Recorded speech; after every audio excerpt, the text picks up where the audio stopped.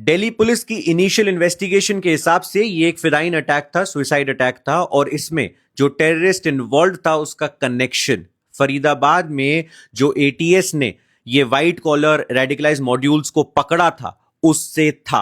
अब इस पूरे सीक्वेंस को समझ लीजिए अगर आपने इस न्यूज को सिर्फ ब्लास्ट के बाद से फॉलो करना शुरू करा है। सबसे पहले पुणे में एक आईटी प्रोफेशनल पकड़ा जाता है, जुबेर। 25 लाख का पैकेज था, बट जैश ए मोहम्मद के लिए काम कर रहा था, जो उनका इंडिया इन द इंडियन सब कॉन्टिनेंट जो उनका मॉड्यूल है उसमें। अब उसके बाद एक बंदा पकड़ा जाता है सहारनपुर यूपी से, डॉक्टर आदिल। ये 2024 तक जम्मू कश्मीर में हॉस्पिटल में काम करता था, सहारनपुर में भी एक हॉस्पिटल में काम ही करता था। इसके जम्मू कश्मीर वाले जो इसका केबिन था उसकी एल्मेरा से AK-47 राइफल मिली। ये पहले जैश ए मोहम्मद के पोस्टर्स वहां पे लगाया करता था। अब इस बंदे को पकड़ा, पूछताछ करी तो इसने बताया डॉक्टर शकील के बारे में, जो अल-फलाह यूनिवर्सिटी मेडिकल कॉलेज और यूनिवर्सिटी के बारे में बात बताई जा रही है, वो उसमें काम करते थे। और उसके यहां से, उस डॉक्टर के यहां से 2 घरों से 2900 kg ऑफ अमोनियम नाइट्रेट मिला था, जिससे एक्सप्लोसिव मटेरियल बनाया जाता है। जो मटेरियल बताया जा रहा है कि इस पर्टिकुलर ब्लास्ट में मिला है, इस पर्टिकुलर ब्लास्ट में अभी RDX वगैरह की कोई बात नहीं हुई है।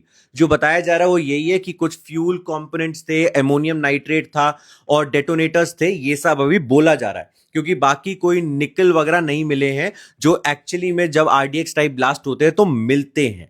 ये आपको समझ में आ गया। अब ये डॉक्टर शकील को जब पकड़ा गया और डॉक्टर आदिल को जब पकड़ा गया तो इन दोनों के से पता चला डॉक्टर शहीना के बारे में, लखनऊ की जो लेडी थी, डॉक्टर थी, और इसकी गाड़ी से, शहीना की लखनऊ में गाड़ी जब दबोची गई तो उससे AK-47 राइफल मिली। ठीक है, अब ये सारे एक साइड हो गए। अब एक और डॉक्टर है, डॉक्टर सईद, जो गुजरात में पकड़ा गया, जो पॉइजन केमिकल टेररिज्म जिसके बारे में मैं बोल रहा हूं कि परसों रात 11-11 से हम बार बार बात कर रहे हैं, उसमें केमिकल पॉइजन करने की, टेररिज्म करने की कोशिश करी जा रही थी पॉइजन के थ्रू।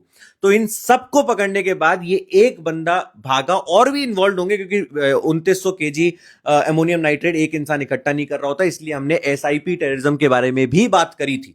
तो अब बेसिकली बात यह है कि ये उनमें से एक था, ये वहां से भागा और उसके बाद इन्होंने ये सुसाइड अटैक प्लान किया।